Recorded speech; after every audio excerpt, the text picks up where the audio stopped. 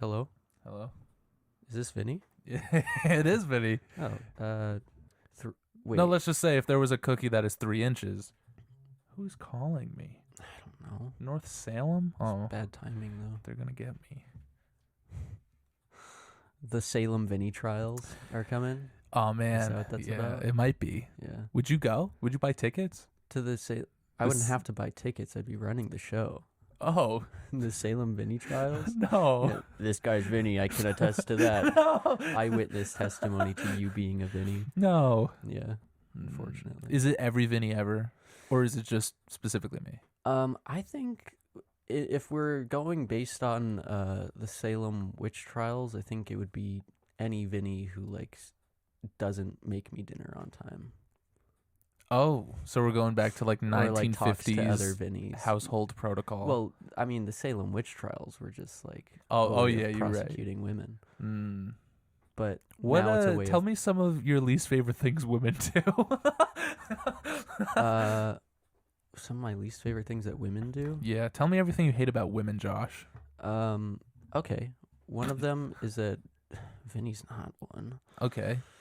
It kind of just starts and ends there. Okay. Not yeah. be Vinny is the big kicker for me. Well, As I gaze longingly into your beautiful brown eyes. are brown eyes your favorite eyes? What color are your girlfriend's eyes? That's a good question. You don't even know. No, they're green. Wow. They're like greenish. Very Yeah. different from me. Yeah. Does she remind you of me at all? No. Oh, so you don't love me at all. No, I do. So you love two different, very, very different people. Yeah. That's kind of a false dichotomy to say that I could only either love Vinny or not love Vinny. Well, you just said you hate all women because they're not me. So what is there to even like? You're right. I'm caught in my lies. Exactly. Yeah. Just like a man. Yeah. Lies. Oh, Wasn't there a Scooby-Doo about the Salem witch trial? I believe so. And there was that kick-ass rock song. Yes. What was that movie called? Curse of the Witch or something. I have no idea. I don't. But that was with the Hex Girls. They Yeah. showed up in that. And the they're Hex Girls. Yeah. Yeah. That one of my first crushes was the Hex Girl lead singer. Yeah. I feel that, brother. Yeah. Yeah. That was a good movie. Those Scooby-Doo movies, they used to be pretty good. Yeah. Like Zombie Island. You ever watched that one? No, I didn't actually. Oh, no? No, but I saw the Chupacabra. Ooh. And I saw the which I think is earlier than the Hex Girls and the Zombie Island. I'm not certain Because in the release order. There was that one, the witch one. Mm-hmm. There's the Zombie Island, and then there was the Cyber Chase. Cyber Chase was probably the one I watched the most. Yeah, me too. I maybe that's why. Maybe that's why I like comics so much, because that one's very like multiversal comic book. I remember as a kid feeling like it was kind of boring. Really? Yeah. I thought it was awesome. But I liked the electricity guy. Yeah, he was blue and cool Yeah, looking. fun voice. Yeah. Yeah, I remember liking that one quite a bit. I watched the Chupacabra one a lot because I really liked the way that Scooby-Doo ate the cream in that one episode, in that one scene. Yeah? Yeah. Okay. It just looked so tasty, and I wanted to be a dog eating cream from the bowl. That's the height of luxury. That's the height of right life, there. Yeah. There's nothing more anyone could ever want. Mm. Just dogs licking cream. Oh. What? That's what you just said. That's what you just said you wanted. Yeah, but I want to be the dog. It doesn't make it better. It makes it worse even. You're a freak. I know. I didn't mean to be, okay? I didn't mean to be the freak here. I was driving here and I thought, all right, today I'm not going to be the freak. You're always the freak. I listened to Bleed the Freak just to get it out of my system so I could. It's still in there. Yeah, it's, that's what I learned about the freak. You can take the man out of the freak, but you can't take the freak out of the man. That's true. Yeah. It's like Radiohead. Or autism. I'm a freak. I'm a weirdo. Yeah. Yeah, it's you. That was the unreleased version of that song. Yeah, where he says, "Yeah, it's you" at the end. It's you. Yeah. You're right. I never heard that one. Oh, brother. What's your favorite cold winter snow day? Let me hit all the adjectives. What's your favorite snow day beverage? Are you a hot chocolate kind of guy? I've never really been a big hot cocoa? chocolate kind of guy. I Really? like it, but I don't choose it for myself. If someone makes it and they give me some, I'll have it. But I'm never dying for a hot chocolate. If someone's like, Vinny, you have to fucking drink your hot chocolate. I'll drink it. Fine. Dude, I'll drink it with no complaint. Really? But I'll never I'm not gonna go to a cafe and be like, 1 hot chocolate, please. Yeah. I'm just a coffee drinker. I drink coffee. When I was like 4 or 5 years old, Or tea.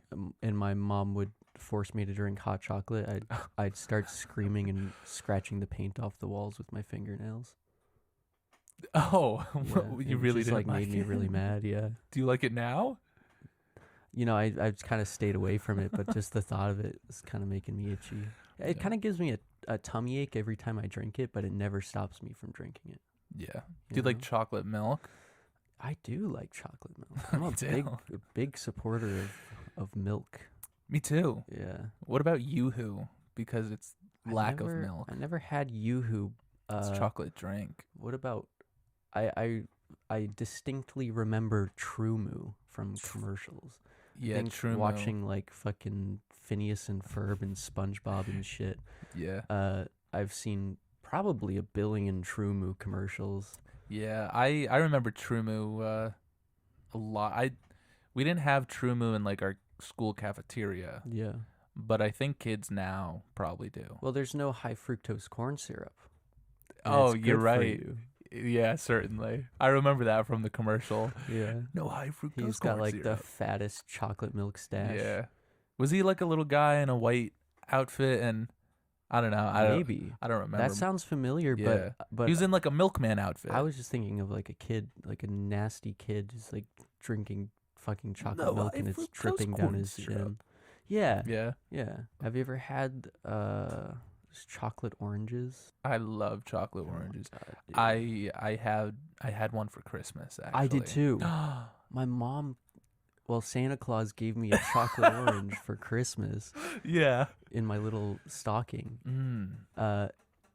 Dude, they're so good. They're I don't know how they get the orange like How that, do they make but it so dude, orange-like?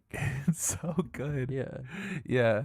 If you were That was my favorite thing I opened for Christmas. really. Maybe. Oh. It was up there. What was your second favorite? Nothing compares to the Really? chocolate orange, to be honest. That's fair. Yeah. I don't think anything else in life really does. No. Yeah. It's kind of the peak of life is eating chocolate orange, I agree. but only like a couple of slices. Yeah. After a while, it kind of like hurts. You ever My put it in tummy. the freezer? Yes. Yeah. It's good, dude. Even the dark chocolate ones are good. You know, that's so true. Yeah. I'm a big. Are you a dark chocolate kind of guy? I like dark chocolate. You ever have a Milky Way? Yeah. The dark chocolate course. Milky Ways? You ever have a dark chocolate Milky Way? Yeah. I think those are better They are than good. a regular Milky I Way. like Nestle because of their child slaves. Yeah. You know what's fucking crazy about that? Hmm. And I don't know the exact validity of this, but I was reading about like corporations who've apologized and then gone back on their old shit, and Nestle was one of them. And Really? they're like, yeah, you know, they were caught stealing water from innocent starving children and using their labor and not paying them and shit, and then they were like forced to stop, right? Ideally, Yeah. that would happen. And then a couple months later, like they said, they put out like a press release saying, we're not going to do this ever again. We're so sorry. I'm pretty sure they're back on their shit. probably They're are. still doing it. Yeah. Big And chocolate. people just fucking forgot because Yeah. enough money was paid. I don't think anyone would even care. Yeah. They'd be like, kids, whatever. If you, so, okay, I have this thought that people don't get rich unless they're like willing to abuse other people. Yeah. Right? Like I don't think I Yeah. can think of like a single even if it's not like child labor or like you're running around with a whip, you know, getting still everyone like into shape, you can commit crimes for a price. Yeah. You know, or even just like you are going to overwork your employees to the point where they're probably not seeing their family and you know, like as much. Even like the bare minimum of owning some kind of corporation, you're probably going to have people who are suffering definitely in some way. Yeah, You know, maybe you gotta not step on some folks to get to the top. You know? exactly. Well, I was just thinking because like it's so common to see that like the richest of the rich will just commit heinous crimes and then pay their way out of it. Mm-hmm. And I was thinking like, if I was rich, I wouldn't commit those. Like the law is not what's stopping me from committing these crimes. Yeah. You know. But what if you were? What if you were rich? See, I don't know. I mean, I would like to think You're that I would saying all this maintain because my you're morals. a peasant little boy. Right. But am I a peasant little boy because of my morals, or am I Your morals because you're a morals, peasant right. little boy. I think Yeah. that's it. probably both, huh? I think maybe just the way you're raised. Like, because if you're born into a family of like wealth, you know, Yeah. then are you going to be as like, I don't know, grateful for someone who does like a small thing for you? Like someone who opens the door for you, you know? No, because you've got Yeah. people opening the door for you everywhere. You go. Exactly. Yeah. So it's It expected. loses meaning. Yeah. So then when you're like just a regular guy, like me and you, who have no money, and some random old woman opens the door for you to go into fucking ShopRite or Yeah. whatever, it's like, oh, she took like 3 I'm seconds like, out of her day to help me. Stupid bitch, it's an automatic door. Yeah. Yeah. Yeah. And that's like, you know, maybe that's on a day you have a little more money in your pocket. I don't know. Yeah. No, you're right. I Got a think few more everybody's different. shekels.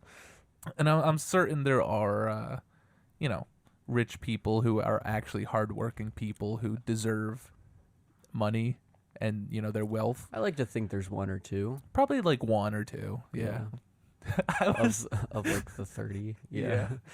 I was editing one of our other videos, and I was talking about Sum 41 in the Fantastic Four movie, and I'm like, there's a couple Sum 41 songs in this Fantastic Four movie. Not one, but like a couple, like two. And you're like, well, two is a couple. You have a way of making me feel stupid sometimes. I'm sorry. It's okay. I find it funny. I also find it funny. Maybe you make me nervous. If it makes you feel any better, I also make myself feel incredibly stupid most of the time. Yeah. Goes both ways. Sometimes I'll say something like, why did I say that in front of Josh? No. Oh man. Nah, it's okay. I don't want you to feel that way. Nah, it's okay. I'm used to it by now. I just I can't help myself from pointing out all of your flaws and stupidity, and I want you to feel like a worm, and I kind of just have like daydreams of crushing you beneath my boot. In a sexual way? Of course. Okay. Yeah. Man, I was gonna show you the first page of this comic book that I'm working on. Do you want to see it now, or do you want to just look at it later? Show me it later. I'm really excited about it. Okay, show me it now.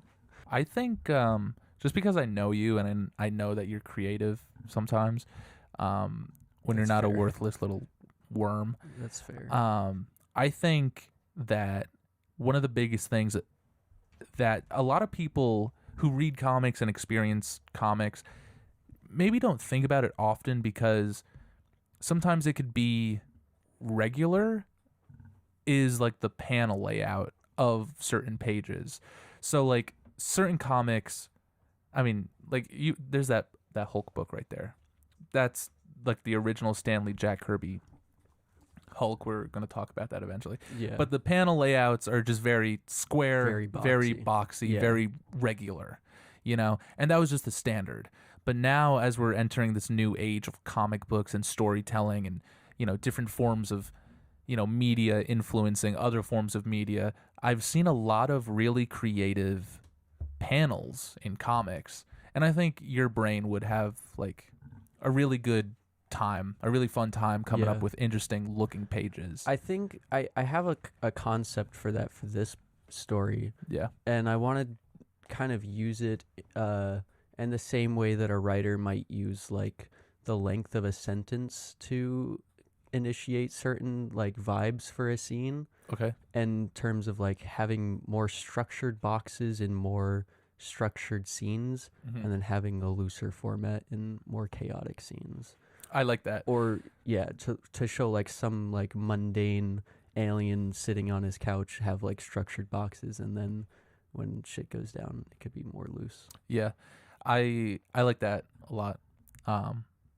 But yeah, like there are certain comics that are coming out, like Absolute Wonder Woman. I don't know if you've looked up anything for that book or seen any of the art for it, but the main artist, I can't remember the fella's name, but fantastic art and fantastic panels. I think it's, I don't want to get it wrong, but what do you think it is? I think it's Herman Sherwood or Harry Sherwood. I don't know. I have to look it up because I'm fucking. It's gonna make me lose my fucking marbles. But fantastic panel layout and just makes the art and the story just so interesting. Hayden Sherwood. That's it. I was kind of there. That sounds familiar. He's done a couple things, or they have done a couple things, but fantastic art, fantastic layouts, and I'm sure the colorist, the inker, everybody works together to achieve something great there. But even in the book we're going to talk about today, and books like Watchmen and Mr. Miracle that use very specific panels, to evoke a certain feeling out of the reader, I think just playing with the format is a lot of fun. And speaking of Mr. Miracle, we're talking about something by Tom King today. Yes. So welcome to the Off the Shelf podcast. My name is Josh. I'm Vinny. And this is the book club podcast where we take books off of any shelf and talk about them. Today we're talking about Supergirl. We are talking about Supergirl, Woman of Tomorrow by Tom King and Bilquis Evely? I do not know how to... Yeah, I'm not sure. Bilquis Evely. Yeah. It is a very very unique name for some very beautiful and unique art, I will say. Now, I see you have some notes here. Look at you. I took some notes. I just wanted to be prepared. I wanted to be prepared, so I took some notes. I scrolled through the wiki a little bit. That's awesome. Yeah. I actually think you would really enjoy this book. If you sat down and read it, I think you would very much enjoy the plot. The writing is...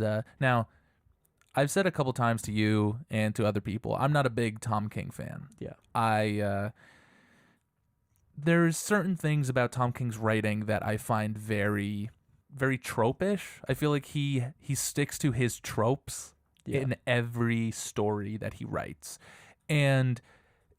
I know that he used to be in the CIA, and he might have PTSD. Oh, the Culinary Institute. Yeah. Okay.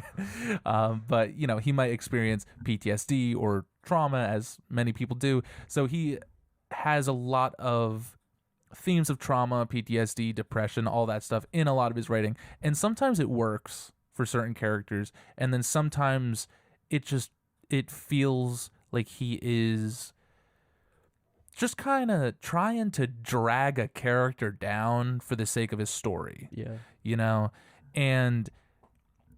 But I will say... You don't think that this book also does that? It certainly does, yes. But there is a way that he does it in this, and I think it actually helps because it's... Well, I'll get into that in a second, but just... I want to... Besides me bashing on Tom King for a minute, because I do think there are a handful of things that he's worked on that I think should be celebrated and that I think he should definitely be proud of. Like, I remember, I think in like 2016 or 2015 was really when I first started hearing about his name. And I heard it from Vision over at Marvel. He did a series about Vision where, he infused that depression, PTSD kind of style, but it really worked over there. And it, had themes of prejudice and racism, human against robot themes, Yeah. I suppose. And it was really great, and it made a huge splash. And then he started doing the Omega Men and then Batman. And before you knew it, he was working on like multiple different things, including self-owned things like He Sheriff. did a lot of Batman. He did Yeah. 85 or 86 issues of Batman. And then he did Mr. Miracle and Human Target and just a whole bunch of stuff that, depending on who you are, you either love it or you hate it. And I think his Mr. Miracle run was the first thing that I really liked, even though he does his usual thing with Mr. Miracle, who does have that PTSD kind of background, with everything with the Granny Goodness and Darkseid and the Fourth World and everything. But certain characters like Batman, and it's really Batman. It's really Batman that gave me a big distaste for his writing. And I think I just don't like his voice for Batman. I think his Batman is very robotic, very unemotional, which when you think of Batman, you don't think of him being the most emotional fella. But when it comes to his Robins and Alfred and everybody, the places where you're supposed to feel his humanity, it was it's not lacking there. of. Yeah. And the Catwoman Batman relationship was cringy as fuck. It was just not well done. I did not like his voice for Batman. I don't like his voice for Catwoman either. I think there's a lot to be desired with both of those. But that being said, he has worked on other things in like the Batman universe. He did a series called Gotham City Year One, which was like the Gotham in like the 1950s or whatever. And it's fucking fantastic. And that's about the Gotham City Police Department. It's about Slam Bradley, who is an old-fashioned private investigator working the beat in Gotham, And it astonishes me when I read something that I don't like by him, and then I read something I'm like, whoa. Like, that knocked my socks off. Yeah. So he's a very versatile writer when it comes to, just his body of work. And I get, maybe it's just, I don't know. I don't know how he does it, but sometimes I love him, sometimes I hate him. I think it's interesting too that we talked about Mr. Miracle so long ago, but yeah, in a video that will never be on YouTube because I think really? it's lost. That's kind of a shame. Yeah, we should talk about it again one Yeah, day. we should. But I remember the art being very like bright and poppy. The art that was Mitch Gerrits who was doing the art for that, and it is bright and poppy, but it's also haunting and like, it has this like glitching effect. Right, it's got like that retro kind of look to it as well. Yeah. I think, and I'm just speaking off of these two books that I know by Tom King, but yeah, it seems like maybe you like when he has that contrast in visuals of like something that is maybe he's like drawing this like darker side out of something that is bright and poppy and visually interesting. I can agree to that. I think if he has a good artist working with him who's doing something so different than, whatever else is going on at the company, that whatever company he's working for at the time, it really elevates his writing. Like the art in Supergirl Woman of Tomorrow and the colors and the inks and everything there it's beautiful. Yeah. And I think them choosing this for their Supergirl movie, depending on how much they keep, how much they change, how much, whatever, I think you'll definitely just have Supergirl on the map more than I think she's ever been, really. I really like this style of art, and it's something that like I don't think we really get to see a lot in comics. It's like these thin line work and then the colors Yes. are very pleasing and poppy. I'll let you look through it. It's like kind of sketchy in a way that makes it like, I don't know. I find it very visually interesting, and the colors are kind of like watercolor. Yeah. And I think Supergirl is a character who has been around forever. You know, she has been in every era of DC, and pre-crisis, post-crisis, New 52, every era has Supergirl. And depending on what point in DC history, she is, you know, either relatively how you imagine she would be or completely different. There was a time in the 90s, in the Death of Superman, Supergirl was like a alien putty monster. Like, it wasn't Kara Zor-El. It was a clone of her made by Lex Luthor so he could bang her, and it was really weird. And that was after Supergirl died in Crisis on Infinite Earths. And, you know, then DC has their reboots and they introduce different versions of characters. But And now she's all cock. Yeah. Yeah. And Tom King makes her like that bitch in this book. Yeah. Like, and I think when a character has trauma or some, you know, something about their origin, every superhero has trauma.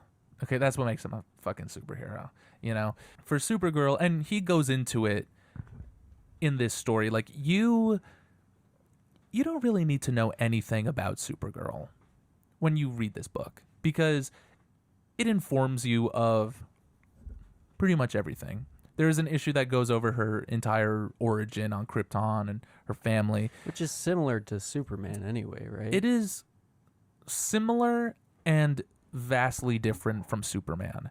And it's kind of a real indication of who she is as a character, because she's young. She's younger than Superman, but she should be older than Superman.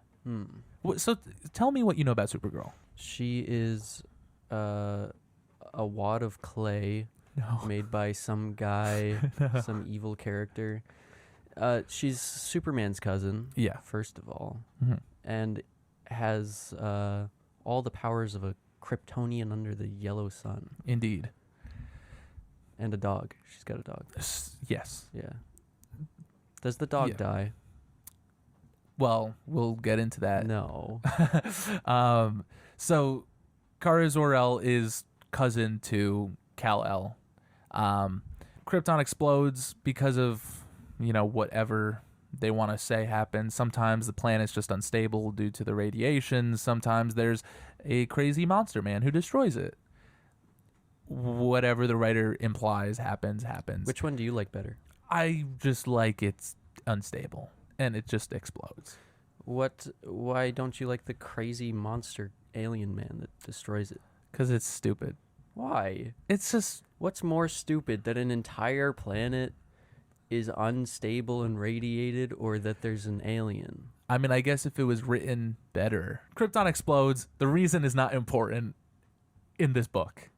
It's not important. What is important is where Jor-El, Superman's father, was a scientist. He makes a ship. He warns everybody Krypton's going to explode. They don't believe him. He puts his baby boy, his bouncing, beautiful baby boy, into a little spaceship and sends him to Earth. Krypton explodes. That's the end of Krypton. But from Kara and her father, Zor-El, who is... There's Zor-El and Jor-El. And Kal-El. And Kal-El. Yeah. Yeah. But she's got no L in her name. Zor-El. Yeah, Kara Zor-El. Oh. She just has her dad's full I see. name. Yeah. It's a family name. Yeah. The House of L. That's their name. Right, because they're cousins. Yeah. Yeah. So Jor-El is like, Krypton's going to explode. I'm going to create a ship. I'm going to send my son away. His brother Zor-El is like, I'm going to do the exact same thing. Kind of. What happens is Krypton starts exploding. And they say in this book that Krypton did not die in a day. The gods were not that kind. And from the perspective of Supergirl, you see that Krypton dies not once, not twice, but thrice. The dog? No, that's Krypto. Oh shit. No.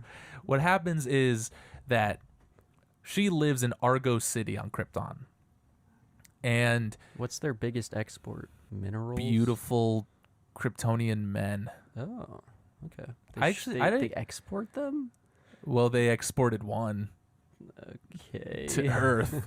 Actually, I don't know what city Superman and his family lived on in Krypton. But Supergirl lived in Argo City. Okay. That was where her and her family lived. And so Krypton was exploding. Her father created like this giant bubble that would protect not just her and the family, but as many people on Argo City as possible from the destruction. And it worked for a little while until they ran out of air and people got kryptonite poisoning. And so she watched Krypton explode around her. And then from inside this bubble, she watched the last bit of people die all around her. So she witnessed a lot of death. And then she was eventually sent to Earth to care for baby Kal-El, and then got stuck in like a black hole or went through a black hole. So when she arrives on Earth, she is only 16. Meanwhile, like 30 years has passed. And she can only speak to Kal-El through like dust on a bookcase or something. Sure. What? It's an Interstellar reference. Oh, yeah. Yeah. Yes. Yeah. Okay. And that's like all stuff you learn So much into this book. In this version of the origin. Yeah. Well, that's like the typical origin okay. for her. Sure. Like her being 14 in the destruction of Krypton, and then 2 years later from Argo City, the last remnants of Argo City, she's sent to Earth to care for, at the time, baby Kal-El. So, but when she gets there, she's 16 and he's 30. I see. So Jor-El, Yes. Superman's father, he didn't want to get in on this. He's like some selfish bastard. Yes. He's like, I'm just sending my boy. Everyone else is fucked. Yeah. What a dick. Yeah. He could have helped everyone get off the planet. But he did not. But he didn't. No. Now, is he kind of an asshole, or is that just... Yeah. Different iterations are... He's usually a prick in some way or whatever. But so, witnessing her entire planet die around her, and not just in like a fast explosion and everything's eradicated, but her witnessing people being poisoned and slow pain and everything, really informs why she's so angry. When you think of Clark or Cal, you think of him, he's very loving and compassionate, and it was how he was raised on the farm with, happy go lucky fucking farm parents, right? And Kara, she didn't have that, so she witnessed the worst possible things. So she holds that with her.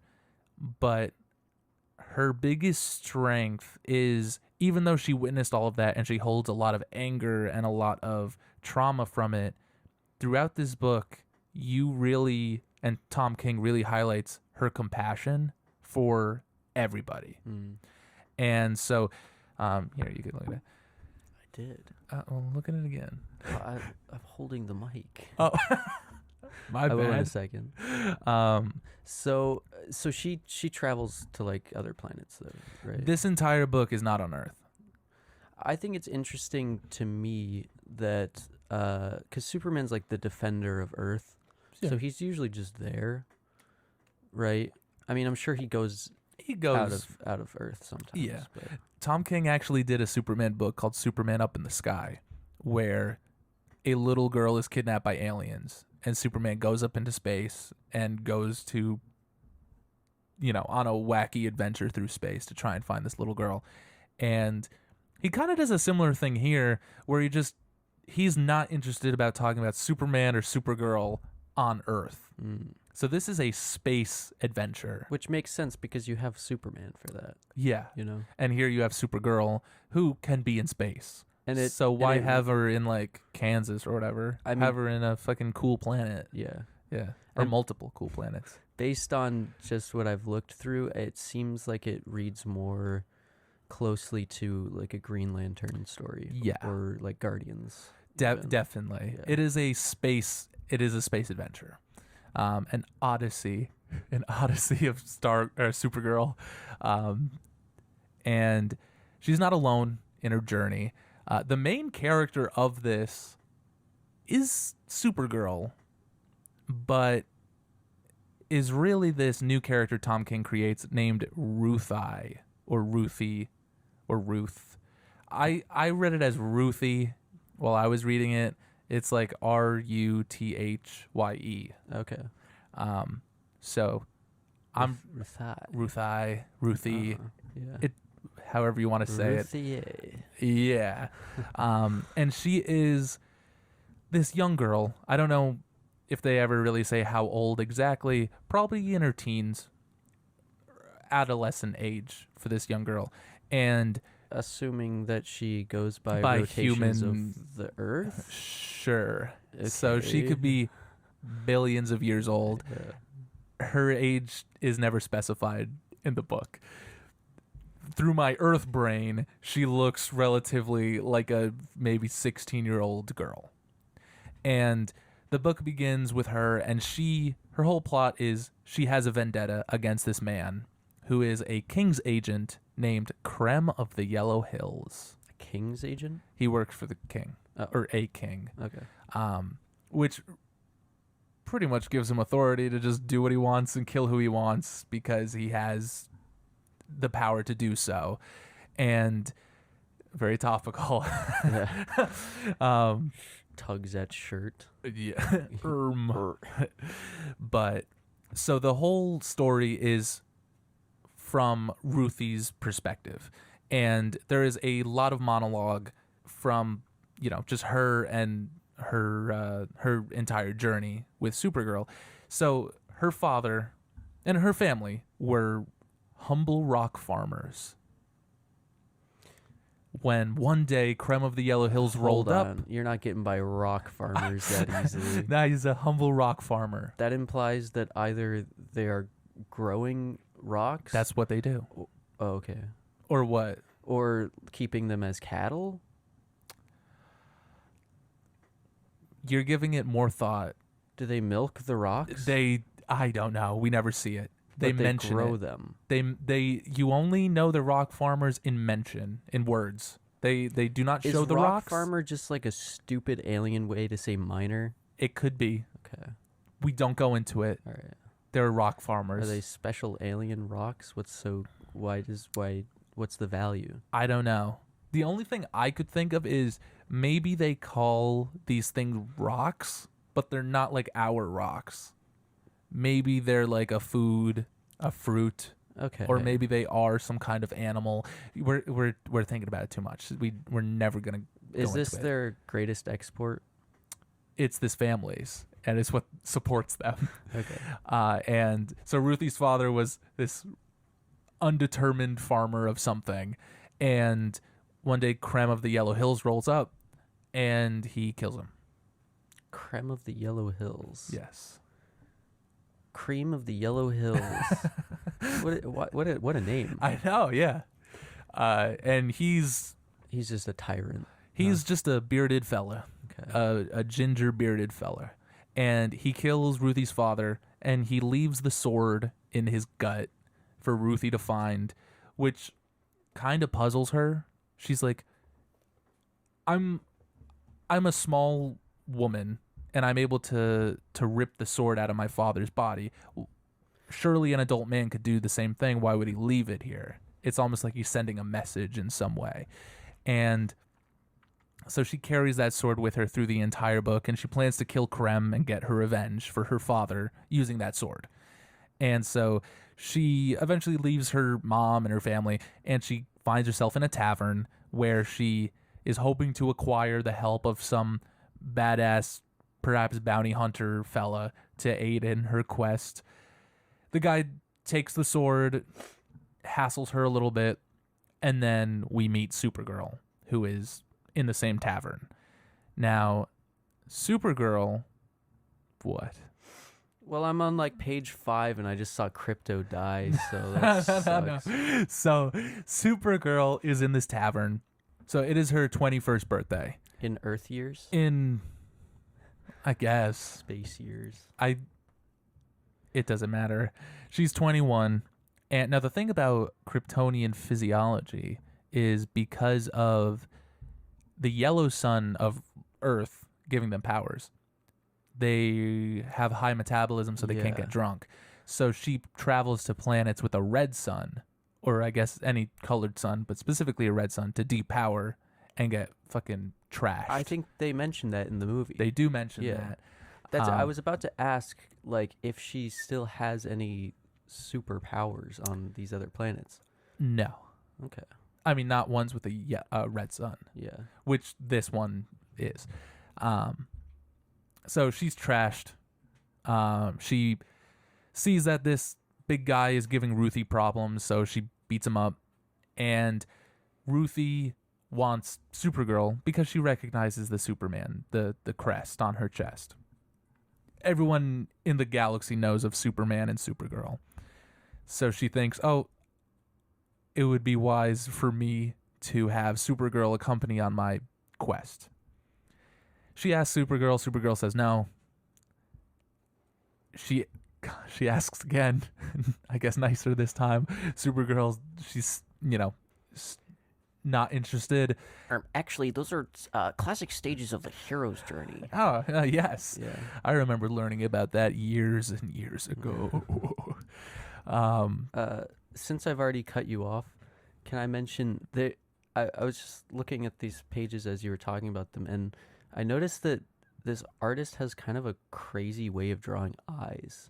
Yes. Do you notice that? Of course I They're, noticed like, that. Very expressive and detailed, and almost like in an uncanny valley kind of way. Yeah. Yeah. I like that. Ruthie has purple eyes, right? I think so. Yeah. Yeah. They're like pink, but Pink, purple. I really like that, which is like a very simple thing to mention, just that it's, a different color eye than humans have. But I think there's something about the purple color that kind of makes it the way she's expressing. Well, this sperm of the yellow whale guy has purple eyes. Yes. So I suppose, if it's the same planet, they're the same species of alien, Okay. maybe. Sure. But yes, he also does have beautiful purple eyes. Yeah. Everyone in this book is pretty beautiful, I'll say. Even that thing. Especially that guy. So eventually Supergirl, so Ruthie is begging her to help her in this quest. Supergirl says no. Suddenly, Krem of the Yellow Hills shows up. He rolls up on Supergirl and Ruthie, and also Krypto is there. And Krem attacks them. He shoots a couple arrows at Supergirl. And it's a red sun, so Krypto is also Krypto is also depowered. Yeah. And Krypto gets shot with an arrow and is dying. He's not dead, but he is dying. So Supergirl, against her intuition, joins Ruthie on this quest to get Krem and, save the life of Krypto. And that is the plot.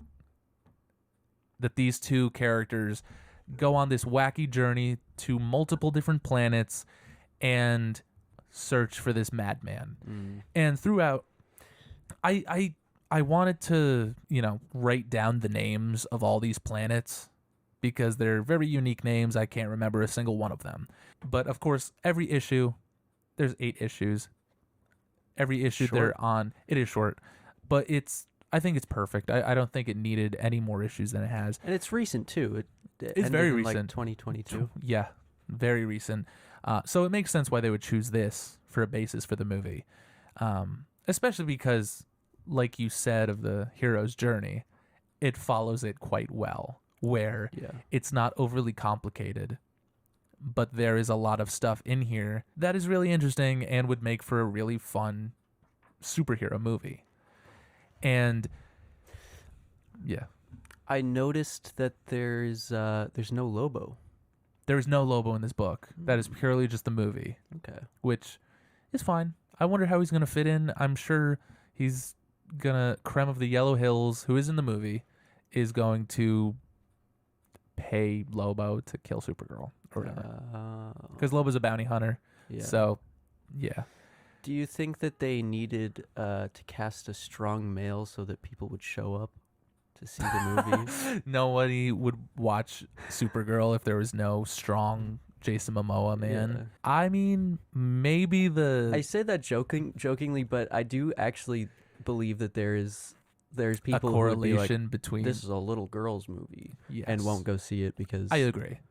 But then big hot sexy Jason Momoa is in it, so they're gonna go. I agree. I 100%, because DC never has faith in anything they write that isn't Superman or Batman.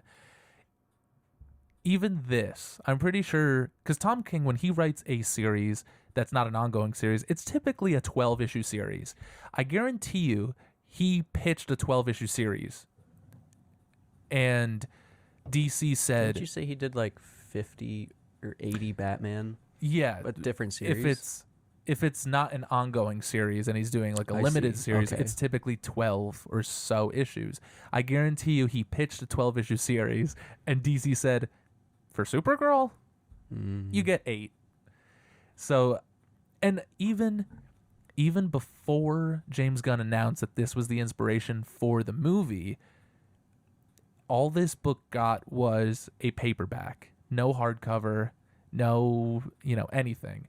And ever since he mentioned that this was going to be a key component to his universe, hardcover, multiple editions, this book sold out. So this book was out of print for a little bit. Yeah. I got it before all that shit happened. So I was like, yippee, I was gonna ask you if this book got popularity from the movie or if it was chosen for the movie because it was popular. It's kind of like this weird paradox because if you read it when it was coming out, you know how good it was. Yeah. And then if you didn't and you hear that there's a Supergirl movie that's taking inspiration from this book, it's like, oh, well, let me go check out the book. So they're really popular because of each other in a very interesting way. Well, it was, I think, like, you're right. Like, people who knew about it definitely loved it. Yeah. I think it was nominated for an award. It was. A lot of Tom King's works are nominated for Eisner. I Yes, believe this yeah.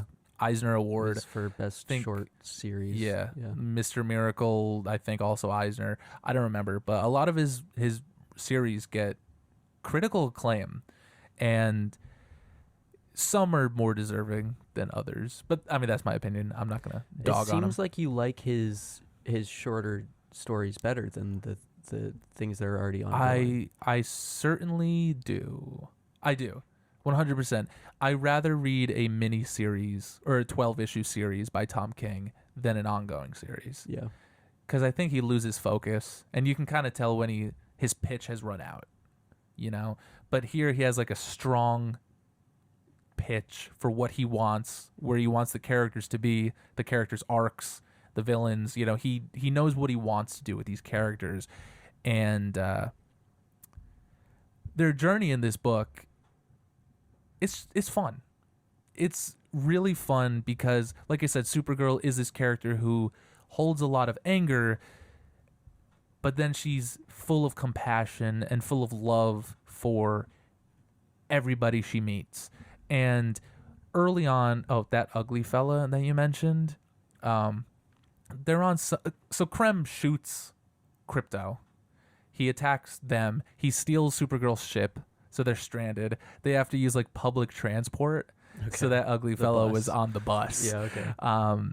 And they, like I said before, they go planet to planet. They go planet hopping to try and learn about Krem and find out where he is. And they get to this one planet where I don't remember what it's called. I wish I memorized. Is it the one with the big dinosaur? No, that is much later. Okay. It's this one with these wacky characters. Oh, the trolls. These troll characters. They arrive in this planet, and you learn that the planet is all blue people, and there's no purple people. There's no there's no purple people. It's all just one race No of people. purple people. I know. But what you learn is that there used to be. And all the blue people. It's a very racist planet that slaughtered all the purple people and all the people who weren't like them. And that is kind of Ruthie's not first experience, but a big experience with injustice and inequality in the world, where she is witnessing firsthand racism and what racist people will do to people who they deem lesser than them. And just because she is a child, you know, she's watched her father die, but she's learning that there are a lot of things in this world or in this galaxy that are horrific. And she has Supergirl there, who is a kind and warm hand to help her, you know, through what she's experiencing. There's before they even get to that planet, there's this really cute moment where I think on the public transport bus thing, or like at the station that they get off on, they go to the bathroom, and Ruthie, she's done and she's leaving, and Supergirl's like, "You didn't wash your hands." And Ruthie's like, "What? That's disgusting. What do you mean?" And she's like, "That's disgusting. We've gone to a couple planets and you have not washed your hands at all." So Supergirl guides her how to wash her hands. Oh, she's never done it? She's never washed her hands before. Ew. And it's really gross. But it's like this really cute scene that highlights the caring nature of Supergirl. Is that just because she grew up on a rock farm that she never washed her hands? It might be. Yeah. Hmm. But it's the book is just full of small little moments like that show that Supergirl cares. You know, even if it's something as small as washing your hands or a social injustice, you know, she is full of compassion and light. And, you know, she is going to make sure that Ruthie gets to where she wants to go, even though she doesn't want Ruthie to murder Krem of the Yellow Hills, even if he is a bad guy. Yeah. And he might deserve it. Also on this planet, you learn that Krem, he was here. There's this group called the Brigands, who are these like space pirate looking fellers. That is a very Treasure Planet-ass ship. Yes. Yeah. Yes. You will see much more of that later. Okay. And there's an interesting like fantasy steampunk kind of vibe to this book that I like. yeah, 100%. Like there's goblins and swords and bows and arrows. Mhm. And There are no similar looking species of alien that they have too. here. Yeah. Everything is very unique. Everything is very different. And even characters like Krem or Ruthie, who look human, but they have the purple eyes that make them stand apart from a regular human. And she's got those bright blue eyes that also make her stand apart. That is very true. Yeah. She does have beautiful bright blue eyes, like her cousin Superman. Oh, you learned that Krem is working with this group called the Brigands, they're like space pirates. They kill whoever, they care about money, you know. And through their journey, Krem has something called the Mordru Globe or the Mordru Ball or something, which is like this ball of pure light that he throws at Supergirl and Ruthie, and once it makes contact with them, it like launches them across the universe, where they end up on this planet with a sun that is like made of kryptonite, or it's like a green sun. It was a planet created by villains. It wasn't just like in order to stop Superman or something. And Superman was trapped on this planet, and now here Ruthie and Supergirl are because of Krem. And Supergirl mentions like, "Oh, this planet was created by supervillains who wanted to kill my cousin." And Ruthie's like, "Well, how long did your cousin last on here?" And Supergirl's like, 45 minutes before the Justice League saved him. And this issue here, which is the one with the giant dinosaur and everything, is Supergirl is painfully ill from the sun. And Ruthie needs to figure out how to get them off of this planet or help them survive from the wildlife on it. Okay. So that's interesting. There's that ending to Peacemaker where he gets sent to that strange world where there's like monsters. Yeah. Do you think that will be related to this concept at all? It could. Now, that is something called Salvation. That was in another series, but I could see them possibly tying it in. Yeah. Because that's could the easily idea, work. right? Is to like trap dangerous people, or quote unquote dangerous people there. Yeah.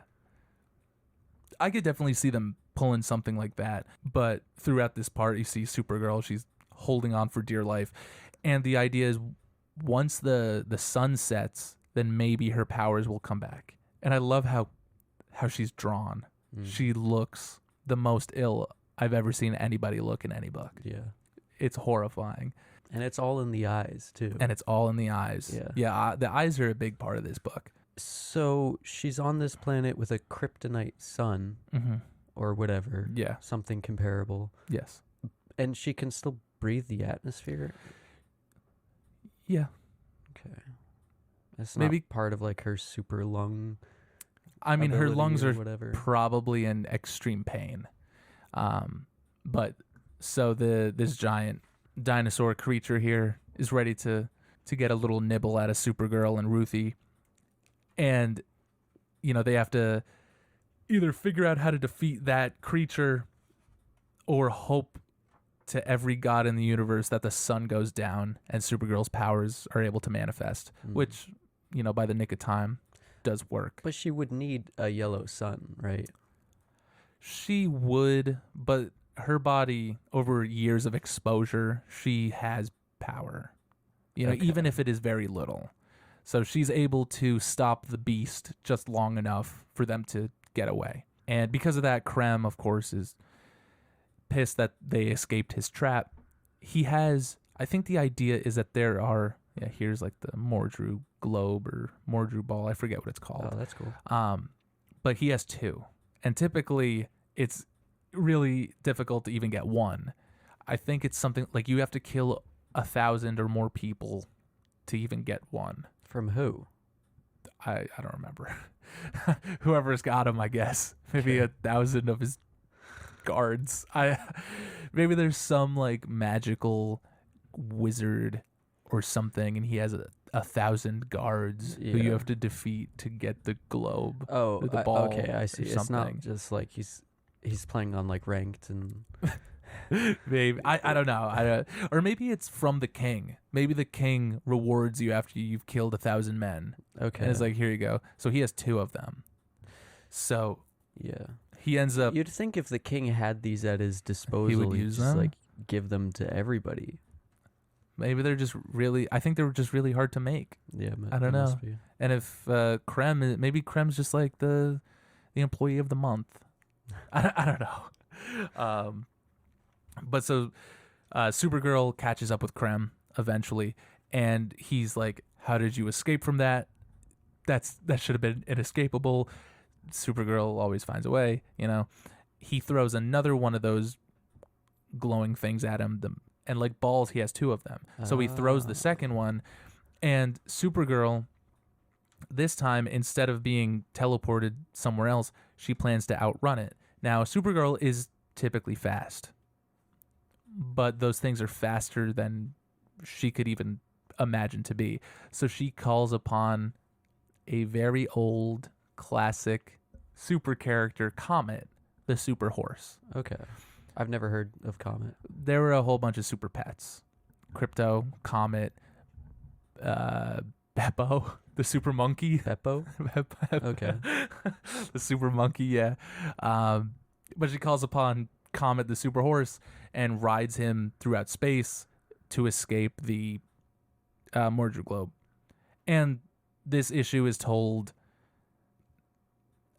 this is where you get her origin of watching her family die, Krypton die, and the horrors that happened in her youth before she This is became cool, Supergirl. but also implies that like the fastest woman alive is slower than some horse? Well, because think about it in human, like a human versus a horse, right? You can be the fastest. Yeah, on ground, but Yeah. flying? Well, I think I could fly faster than any fucking horse. but if we are going by running, and the world's fastest man is still slower than the world's fastest horse, Than the world's Then the slowest worst- horse. then it's fucking a flying horse. What do you want from me? I don't know. It's fine. It's cool. And it's just fun that Tom King remembers that there is a super horse. Yeah. He's actually, well, I'll get into it a little later. But there's that ship again. That's the brigand ship. And eventually she's able to ride Comet and escape the Mordru Ball at like the end of the universe or something, where What, light doesn't just- exist anymore, so it okay. evaporates. All right. And Does it like usually return to the person who throws it? I think it's a one-time use. Like Oh. once you use it and it's gone, it's gone. So he just had the 2 and now he is And now he 0. has 0. Okay. And because of that, they get him. So they get Krem. They bring him to some planet. They tie him up, and the brigands. The whole idea with them is if you take one of them, they send all of them to retrieve that one. So now they have Krem, and Ruthie can get her revenge. But now there's a whole armada of brigands ready to rain fire down upon them. So you get to see Ruthie and Krem and her, speak to him, learn why he killed her father, for what reason. It's not a good one. And then you see Supergirl up in space dealing with the giant armada of What is criminals. the reason? He just felt like it? Yeah, he's just an asshole. Oh, okay. He would go around to farms or to people and test their allegiance to the king. So, like, he would go around and he would say, like, a joke about the king, like making fun of the king. Mm-hmm. And whoever laughed, I guess he would kill them. Okay. Her father did not laugh and was very upset about the joke because he's an honorable man who believes in the king. And without even thinking about it, Krem just stabbed him. Yeah. Because it's an honorable quality to submit to your overlord, right? Sure. Well, okay, but well, maybe this king is not so Yeah. bad. If I was a king, I would certainly have a little steward go around and force people to pledge their allegiance to me. Of course, yeah. Who wouldn't?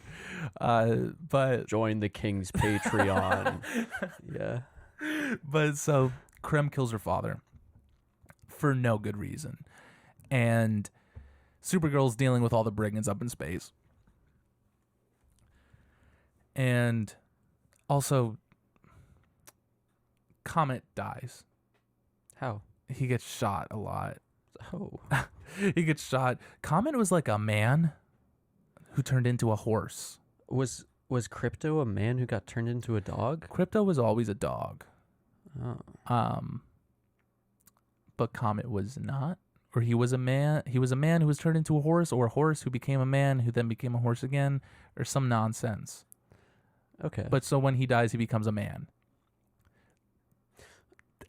okay. Yeah. They have like one line of dialogue about it. It's really sad though to see him die. Is that canon? Is that like established somewhere else, or is that just from this? It has to be established somewhere else. Okay. I don't know. I'll write Tom King a letter and figure it out. Yeah, ask him for me. Yeah. Oh, here's the death of her father. Him explaining, he goes around telling jokes. Whoever laughs, he kills. Her father was very upset about the joke. He killed him anyway. Is that because he's an asshole, or is he trying to weed out the people that he thinks would support the king so he can overthrow the king? It should be. I mean, it shouldn't be, but it should be the second one because that makes sense. But he's definitely. But it's definitely just to an show that asshole. he's an asshole. Yes. Yeah. I love the designs of the brigands. They're all very different, but they're all very space pirate, Star Wars, Guardians of the Galaxy looking, Yeah. very unique characters.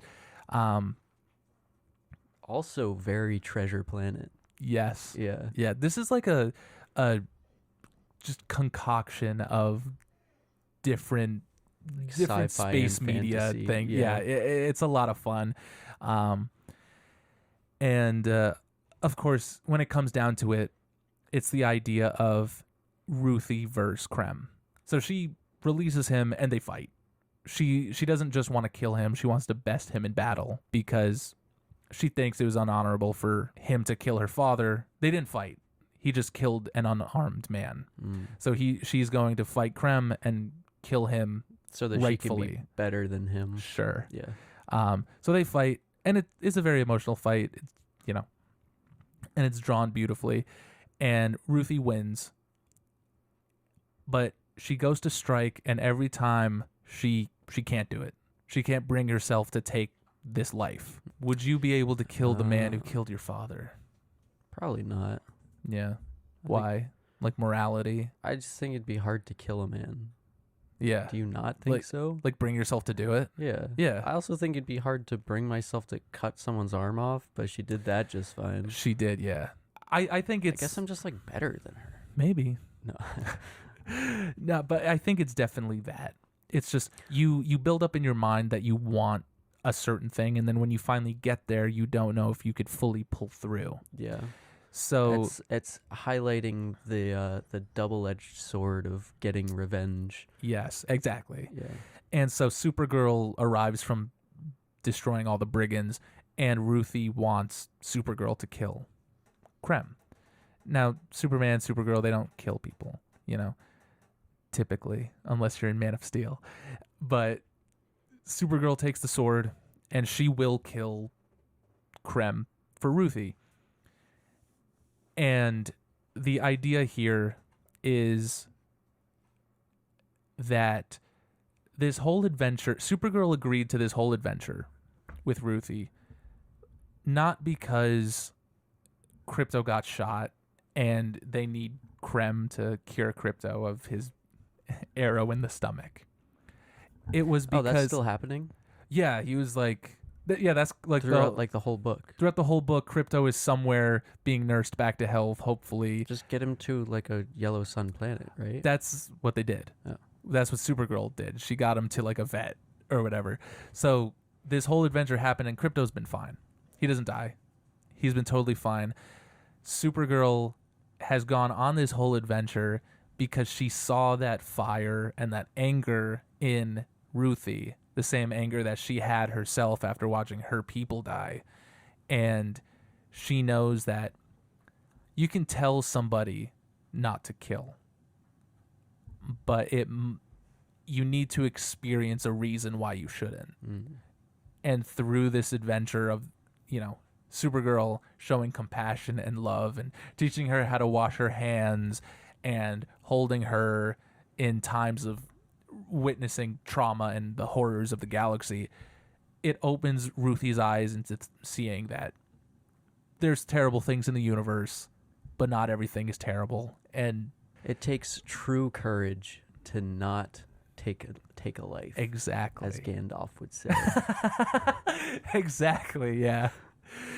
So instead of killing Krem, they throw him in the Phantom Zone. Oh, great. Which Which is is just death. like living death. Yeah, exactly. So for 200 years, Can't kill him, but I could torture him for eternity. certainly. That's cool. So for 200 years, Krem is like thrown in the Phantom Zone. There's this line of dialogue that I think is really, really nice. And I believe Ruthie says it earlier in the book, and then Supergirl says it. They say, "It's too big, we're too small." And I think that's a really, really powerful line of dialogue for the situation and the adventure for these two, Yeah. or both of their arcs. The existential realization at the end of the journey. Exactly. Yeah. Yeah, it's too big, we're too small. And then we fast forward 200 years. We fast forward 200 years and we see all the narration and dialogue and all these are journal entries that Ruthie eventually turned into a book. Mm. And 200 she years. changes her name to Tom King. Tom King, yes. And 200 years into the future, we see old Ruthie. Supergirl and Krypto, they go and visit Ruthie, who's perhaps she's a humble rock farmer as well now in her old age. And she ages so much faster. Why is that? Oh, well, the Kryptonians don't age. Oh. Like they do, but really slow. Oh, okay. So it'll take like 500 years before Superman gets like gray hair or whatever. Mm. That's, exaggerated. Yeah. But I guess Ruthie doesn't age like a normal person either because she's 200 something years old. In this? In the end? Right at the end here. Oh, wow. Yeah. So this is 200 years later. Hmm. And they release Krem from the Phantom Zone. I hope she's not a rock farmer. I hope she's fucking retired. Well, I mean, I guess she's a famous writer. She wrote Supergirl, Woman of Tomorrow. Yeah. Yeah. Oh, really? Yeah. Okay. So they release Krem from the Phantom Zone, where the idea is when he was put in the Phantom Zone, his first... That's actually what they call the book, or were you making a callback No, to no, the no. Tom I'm King just joke? making a callback. Okay. Her book, I don't know what it's called. I was going to say that's kind of lame. Yeah, I don't know what it's called.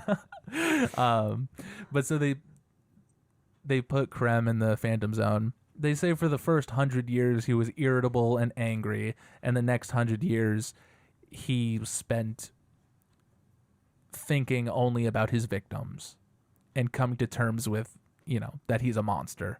So when he's released, he begs for Ruthie's forgiveness, and like an old woman, she's very stubborn. She whacks him with her cane. Doesn't kill him, but then they both walk off. So you age normally in the Phantom Zone? Well, he's 200 years older too. It's very interesting. Yeah. I like it. I like the whole like fantasy aspect of it. Yeah. It's very fantastical. Of course, as a comic book should always be. But it's written very well. There's a lot of flowery, fun language that Ruthie says in her notebook entries. The way she talks is very interesting. I didn't do any service to explaining how she talks. She uses like big words or something. Yeah, she uses big words and just it's very well written. I've never read a Tom King book like this one. In your mind's ears, what kind of accent do you read that character with? Is it just your own? Or? No, I mean as a little girl. I don't know, like a teenage girl. But right. I don't really have just like a regular English like accent. Oh, no, like British? Kinda, Okay. in a way. Yeah. Or I like don't know. old English kind of accent? Kinda. Maybe a Shakespearean, Sure. Thor-ish kind of way. Yeah, yeah. Maybe. I don't know. So Tom King and Bilquis Evely, Yes. they have I think it's another like short series similar to this. Really? It's called Helen of Windhorn, I think. Yeah. That sounds kind of familiar. And I was looking at the cover of it, and it looks very similar to this. Really? Yeah. Well, I might check that I'd out. be interested to check it out because they seem like a good duo. Yeah. I like this. And there's so much I didn't cover as I usually can't. I can't go over every minute detail, every wacky monster that they fight, and there are certainly some very fun. I didn't even go over like this right here, this cosmic dragon thing. Oh, yeah, she's popping pills. Yeah, she's popping pills. She becomes... Oh, that's I the think- Phoenix. Yeah, she becomes the Phoenix. Yeah. She takes those pills. The idea is like if you're not Kryptonian and you take them, you hallucinate or you something. Okay. Yeah. But she is, so she becomes the sun? So becomes the Phoenix. Okay. Yeah. So like there's just so much. There's just so much packed into this book, and it's such a wonderful read. If you decide to read it for yourself or whoever listening decides to read it, the colors are beautiful. The art's beautiful. It is a Ben 10 out of Ben 10. Oh, really? Maybe a Kevin Levin. That's a perfect score. I really think this is maybe Tom King's best book. You think this is better than Mr. Miracle? I enjoy Mr. Miracle, but I think Tom King, he tweaks the characters in Mr. Miracle to fit the narrative more than this. Okay. Where this, it is pre-established. I mean, there's only one character he could have tweaked, really. That's true, yeah. And he keeps it pretty close to the grain of Supergirl. Close to the rock. Close to the rock. Yeah. Yes. I hope, oh man, in the movie, because Ruthie's in the movie, of course. How? What? How? No, I didn't know. I Oh. just exclaimed, "Oh." Yeah. Yeah, she's in the movie. I hope they go into the rock farming aspect of it a little bit. I hope there's at least like 15 minutes of rock farming. 20. You ever play Red Dead 2? No. Where, like, at the end of the game, spoilers, there's like this whole hour-long sequence of you building a house. And it's awesome. You know, I want like an hour, half the movie. If the movie's 2 hours, an hour and 1 minute based on this rock farming aspect. Get the director's cut where they cut out all the rock farming scenes. Yeah, you could buy the Blu-ray, the 4K Blu-ray for like $45 or whatever. I would start a riot if they cut the rock farming out of the movie. I know. I hope we at least see it. Yeah. You know, just see one rock. I'd love it. But for what this book is, I think it is great. If you haven't read it, read it. It's really fun. If you like Supergirl, you'll like it. If you don't like Supergirl or don't know Supergirl, you'll still like it. If you don't like Supergirl, it's probably because you haven't read this. Yeah, maybe. Maybe. I mean, there's a good amount of Supergirl material out there. Well, yeah, but I mean, if someone reads one poorly written or They might think Supergirl's comic trash. yeah, Yeah. could soil their entire perception of this. That is true. Speaking of soil, what about those rock farms? So, wait, yeah, do they grow out of soil? Maybe they're like watermelons. Okay. So, stone fruit, Yeah. I don't know. Well, I guess we'll find out next time Yeah. on the Off the Shelf podcast.